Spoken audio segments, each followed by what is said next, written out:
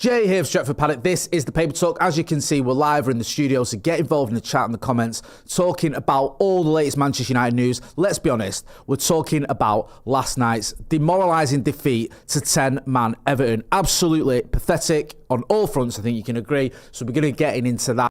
There's some of the reactions, so we're going to be getting into what Ruben Amorim had to say about it, your comments as well, some of the pundits, what they had to say about it, some of the stats, where it leaves us, and just the feeling of deflation. I think Ruben Amorim said he was frustrated, and that was the feeling at Old Trafford last night. I was at the game, just sheer frustration. Everton are a team that they're all right. They're not that good, but to lose to them when they're down to 10 men for 75 minutes of the game was utterly unacceptable, and it's the hope that kills you, innit?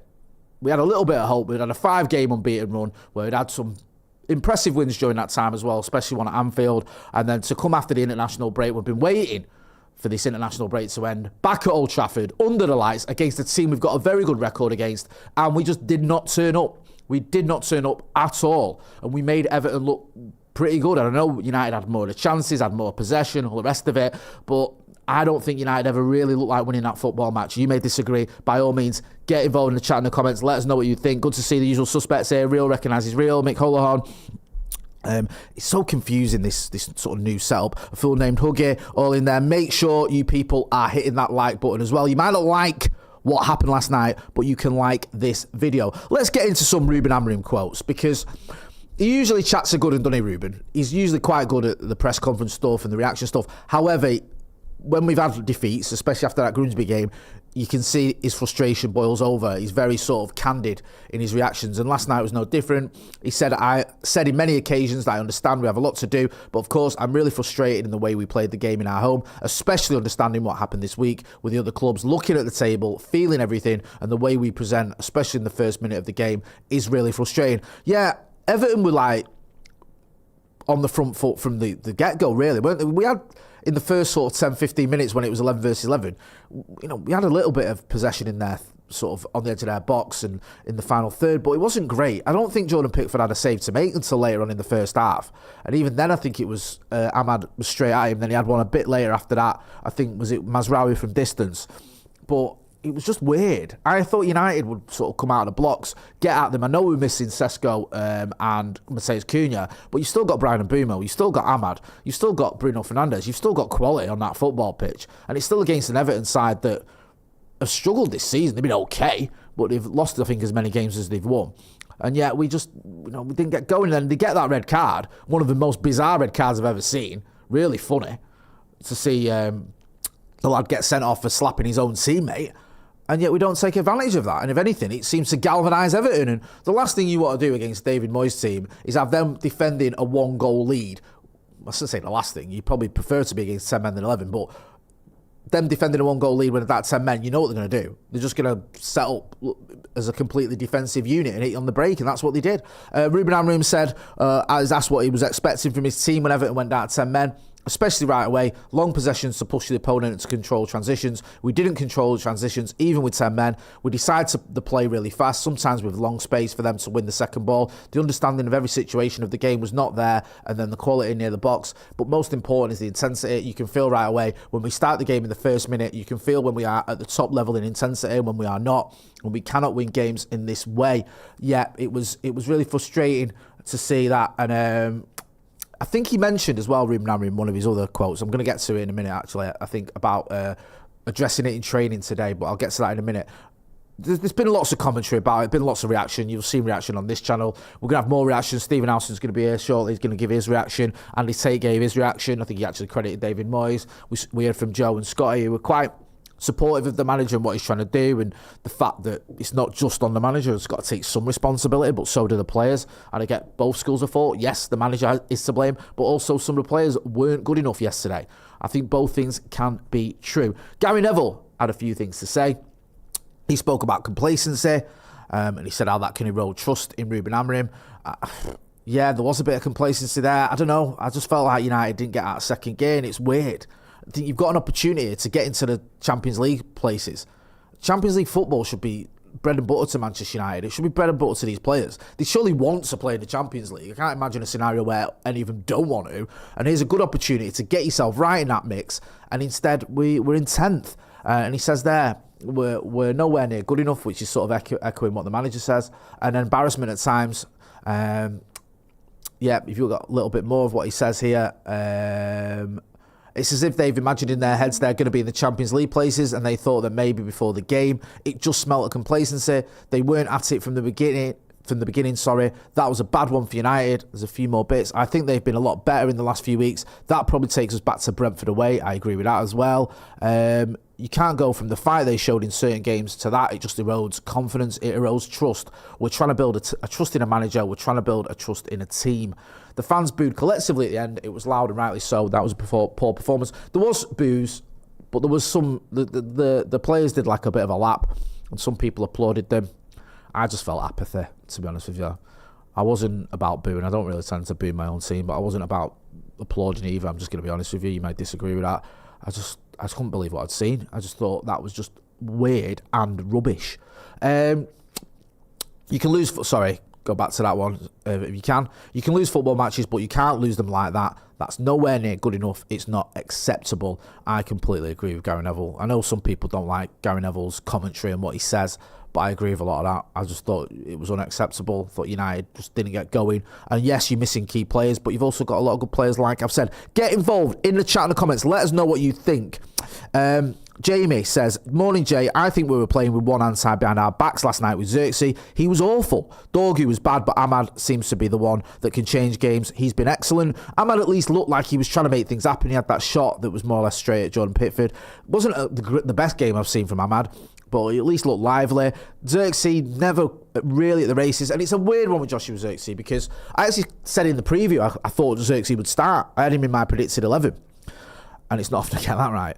It didn't surprise me then when he started because I thought, okay, he got a couple of goals against Everton last season. Sesko's out, and Cunha's out. You might have to rely on Joshua Xerxes in the AFCON or when the players go to AFCON. So maybe this is an opportune moment to give him his first Premier League start in a while. I think it was over 200 days. However, at half-time, you could see it wasn't working. I actually thought the manager might change it. We saw Mason Mount warming up. I didn't know what the change was going to be. I thought he might push Mbumo up front and bring Mount in for Joshua Xerxes. However, he kept Xerxes on. You can understand it. He's a striker or a 9.5. But never really got going. And now it's a weird one because he looks off the pace. So you think he's had a full 90 minutes in the Premier League. That's going to bring him more up to speed, more up to the pace. But he was that bad. Do you trust him again? It's that sort of conundrum, innit? Do you go, okay, that's helped him get to the levels or the pace of the Premier League where he needs to be, but also the performance is so poor you might go, nah, he's not the guy for me. I don't know. I'll be honest with you, I probably wouldn't start him against Crystal Palace. I'd probably go with other options. Let me know what you think. Vic Powell says the crosses we were putting in were weak, combined with weak strikes. Could have played well. Could have played till Sunday and not scored. We overhit so many crosses last night. It was really, really frustrating. The amount of balls I saw just not being sort of, I don't know.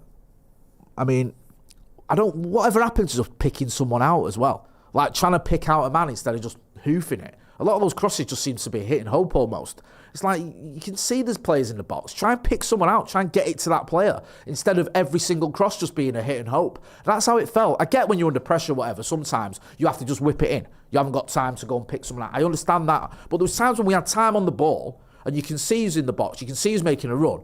And it was just either drilled in straight to the first man or over here. And I think that's just not doing anyone any favours. And also, Gary Neville mentioned complacency. There was a bit of complacency there. There was a lack of urgency. Even in the 85th, 86th minute, you 1-0 down against 10 men at home. And I'm seeing players, and Luke Shaw was bad for this, just almost walking with the ball. Where's the urgency? I'm not saying you have to panic, but you have to have a bit of urgency. And there just wasn't that urgency from Manchester United. And it was completely and utterly unacceptable, that, which is sort of the theme of the match. So yeah, I was really, really annoyed and frustrated with the performance and the lack of effort at times. And I don't like saying that about Manchester United players. I don't like criticising their effort and their enthusiasm or their professionalism almost, but that's how it felt to me. Just no excuses at all. Chat Sport says Rasmus had plenty of chances.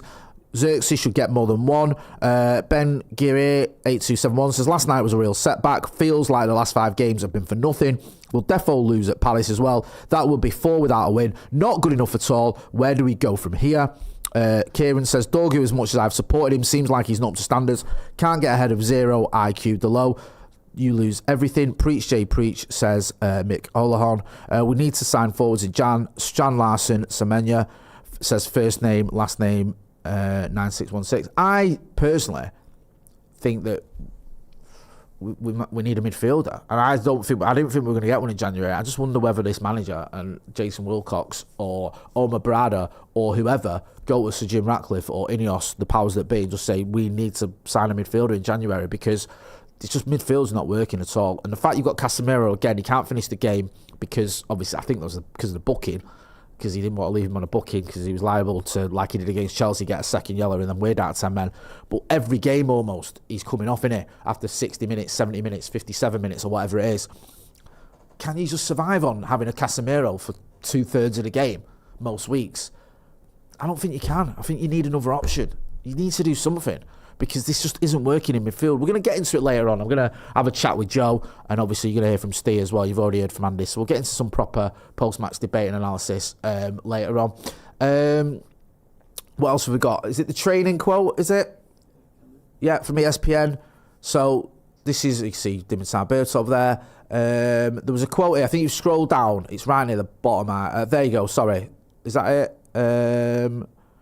Yeah, sorry, keep going. There's one near the bottom about... Yeah, there it is. Scroll up a little bit. So, Ruben Amorim says, I hope my players, when they lose the ball, they fight each other. Obviously, talking about the Everton players fighting each other. That is a good feeling, not a bad feeling. Again, my players showing many games that we can do it. Today, we didn't. We are going to be better in the future. Today, we are really frustrated. We have training tomorrow, and we are going to prepare for the next one. We keep doing this, don't we? We keep looking ahead to the next one. I get you've got to look forward. But we need to be looking at it during a game. We need to be addressing these issues in the game when we can still affect that game, instead of just writing it off all the time and well, we'll deal with it tomorrow. Because the games, they're coming thick and fast, yet we're not taking advantage of that. And also, with the no European football, Palace have got a game, I think, in Strasbourg on Thursday. So I'm just hoping that could be some sort of advantage, because the whole thing about not having European football for United was we were going to make that count, weren't we? That was going to be one game a week. That was going to be an advantage for us. We're going to be able to sort of, beat teams that have got European football. We've just had a break. So did Everton, to be fair. International break. We've come back looking lethargic, looking not at the races at all. Now we've got 6 days till the next game. It's Sunday early morning kickoff. Palace have got a game on the Thursday. That should be an advantage for us. Will it be? I don't know. It hasn't been so far, really, has it? I know we had a decent-ish spell. Well, we did have a decent spell. Ruben Amorim got manager of the month for October for a reason. But we've certainly not built on it. And it's so annoying. George Best says Amorim is out of his depth. We'll see. We'll see what happens with Ruben Amorim. I think, even if you're a Ruben Amorim fan and supporter, I think what we can say at the minute is the jury's out. We'll see what happens. I don't think you can say a manager that's currently got us 10th and finished 15th last season is smashing it. I don't think you can argue. You might want to, but I don't think you can argue manager got manager of the month last month, deserved to be sacked. But we need to see more from Manchester United. We need to see more from Ruben Amorim. The queues last night were an issue. I've had a lot of messages. Me and Macca, I started with Adam McCullough. You can see this is 5 minutes. Scott the Red put this on. 5 minutes before kickoff. Huge queues. Loads of fans had difficulty getting into the game. I don't know what's going on there. I don't know the reasoning behind it. Is it because of all the layoffs we've had at Old Trafford? Is it the new system not working? I don't know. But it's bad enough watching garbage, but not even be able to get in on time to watch garbage makes it even worse. Or does it make it better? Actually, you probably had a better time waiting to queue up, to be honest with you. So about George Best. We've done a tweet remembering the great George Best today, 20 years on from his passing. One of the best to ever grace the game of football. His legacy lives on forever. Yep. Absolute icon, Ballon d'Or winner, Champions League winner, just one of the true greats. Got an airport named after him in Belfast. One of the greatest players, not just Manchester United have ever seen, but football has ever seen. What was it the saying used to be? Was it Pele good, Maradona better, George best? I think that's it. I might be getting it wrong. I'm going to leave it there. I'm going to be back later on today. We've got loads happening. You're going to hear from Stephen Howson, you're going to hear from Adam McCullough. Me and Joe are going to do a video, so make sure if you're not doing so already, you can hit like, share and subscribe. Go and check out the merchandise as well. We've got some merch for sale. There's a link in the description. I've been Jay Motti. This has been The Paper Talk. Thanks for watching.